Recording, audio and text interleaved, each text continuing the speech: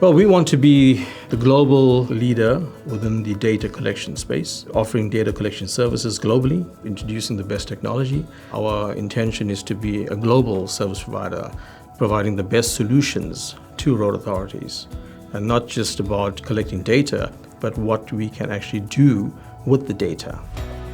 For us, what will be at the top of the food chain is always integrity. We pride ourselves by adhering to those standards. We take pride in the way we present ourselves and the manner in which our data is also presented, because the quality cannot be compromised. Because if data is used correctly, it certainly contributes to not just the economic benefit, but also the socio-economic benefit. There's real value in what we provide, and the true value is when you start to interpret the data and use it effectively, where you actually understand there are road safety measures that you can introduce, and when you start to introduce those effectively, you make an impact by saving lives. I feel a sense of fulfillment. We want to make a difference, and that's what drives every individual here, because the services that we offer, it's not confined to just data collection. It means something, because the data that we provide would actually make a real impact to saving lives.